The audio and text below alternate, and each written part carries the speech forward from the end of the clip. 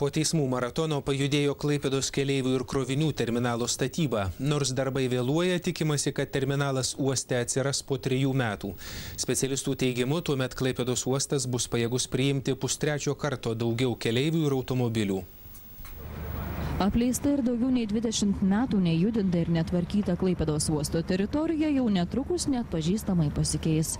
Darbininkai jau pradėjo vežti techniką, statybininkų vagonelius. Darbai vėluoja 4 mėnesius. Tiek truko bylinėjimasis teismuose su konkursą pralaimėjusią bendrovę. Dabar generalinis rangovas Latvijos tiltų kompanija. Ji tvarko visus dokumentus, ruošiasi darbui.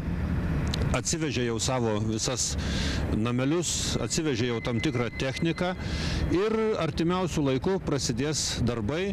Tie darbai, aišku, bus irgi ne visiškai dar matomi, nes iš pradžių bus parengiamas uosto dugnas šioje vietoje iki leistinų gylių, iki leistinų altitudžių.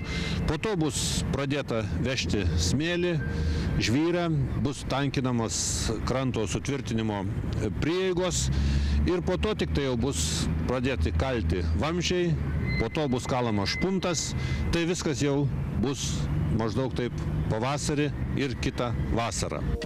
Klaipėdos keleivių ir krovinių terminalas vienas svarbiausių būsimų strateginių uosto objektų.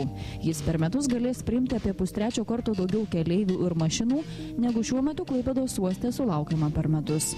Kai buvo sumanyta šioje vietoje statyti tokį terminalą, kalbėta, kad jį būtų galima baigti statyti 2010 metais. Tačiau uostininkai nekeiksnoja, kad statyba taip nutolo. Esą šiuo metu tokį objektą pastatyti kur kas pigiau nei ekonomikos klestėjimo metais.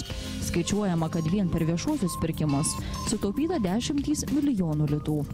Sutartis pasirašyta 112 milijonų litų, o investicijų programą buvo įtraukta 174 milijonai litų. Tai matot, kiek sutaupėm per viešuosius pirkimus. Naujasis terminalas pradės veikti 2013 metais.